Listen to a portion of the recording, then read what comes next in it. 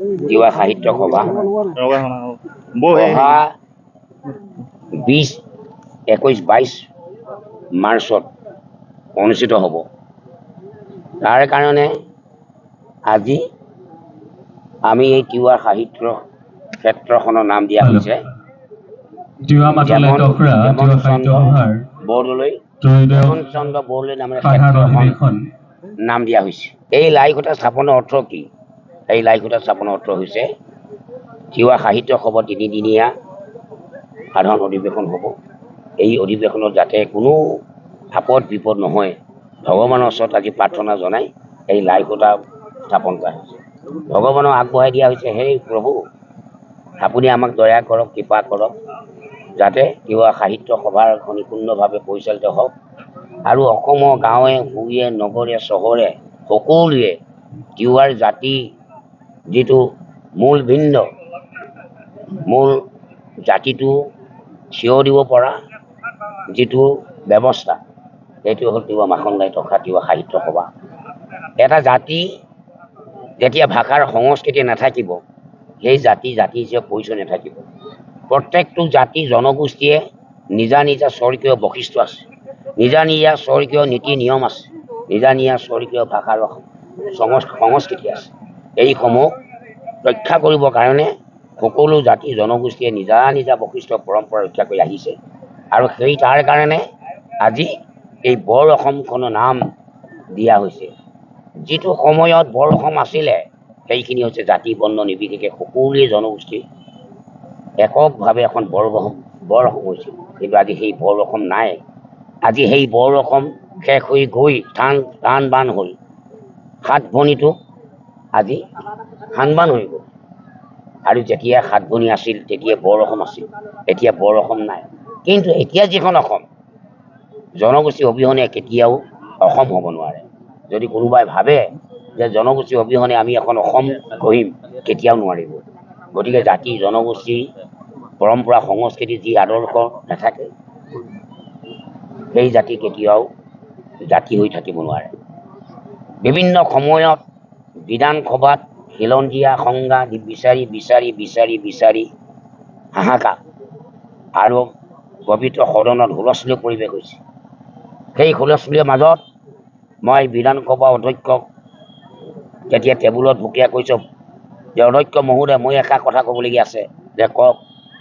এইসকলে কৈছে যে খিলঞ্জীয়া ডেফিনেশ্যন সংজ্ঞা দিয়া ডেফিনেশ্যন মানে কি, খিলঞ্জীয়া মানে কি? খিলঞ্জীয়া মানে হ'ল যি জাতি পৰম্পৰা ৰীতি নীতি তেওঁলোকৰ নিজা বৈশিষ্ট্য আছে, সিয়ে সেই জাতি হ'ল খিলঞ্জীয়া। তাৰ বাহিৰে একো খিলঞ্জীয়া ডেফিনেশ্যন নাই। গতিকে আপোনালোকক আহ্বান কৰিছোঁ, অনুৰোধ কৰিছোঁ, আপোনালোকৰ প্ৰচাৰ মাধ্যমেৰে এই কথাবিলাক প্ৰকাশ কৰিব লাগিব যে যি জাতি ভাষাৰ সংস্কৃতি নাথাকে, যি পৰম্পৰা ৰীতি নীতি নাথাকে, তেতিয়াও খিলঞ্জীয়া হ'ব নোৱাৰে। গতিকে আজি পূৰ্ব যিখন বৰ অসম, মধ্যযুগৰ আগৰ বৰ অসম আৰু মধ্যযুগৰ পিছৰ বৰ অসম আৰু বৰ্তমান এই আধুনিক যুগৰ বৰ অসমখন হৈছে যি জাতি জনগোষ্ঠীয়ে ভাষাৰ সংস্কৃতিক এৰাই চলিব, সেইখনে বৰ অসম হ'ব নোৱাৰে। বৰ অসম হ'বলৈ হ'লে আমাৰ জাতি জনগোষ্ঠীসমূহক ঐক্যবদ্ধ কৰি ৰাখিয়ে এখন বৰ অসম কৰিব লাগিব। আগৰ বৰ অসমক মই কথা কোৱা নাই, আগৰ বৰ অসম ছিন্ন বিচ্ছিন্ন হৈ গ'ল।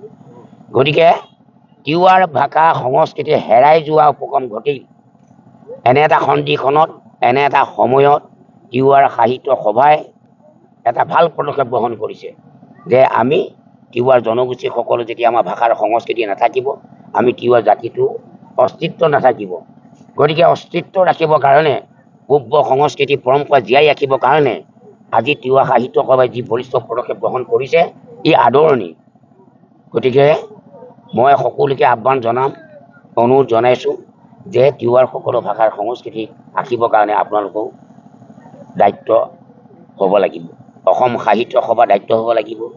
অসমত যিমান জনগোষ্ঠীৰ সাহিত্য সভা আছে, সকলোৱে সাহিত্য সভা নিজা নিজা বৈশিষ্ট্য, নিজা নিজা সংস্কৃতি জীয়াই ৰাখিবৰ কাৰণে সকলোৱে আজি আগবাঢ়ি আহিছে। এনে এটা সন্ধিখনে, এনে এটা সময়ত অসম সাহিত্য সভাই দায়িত্ব ল'ব লাগিব যে এটা জনগোষ্ঠীৰ যদি ভাষা হেৰাই যায়, তেতিয়া এইখন অসম কেতিয়াও হ'ব নোৱাৰে।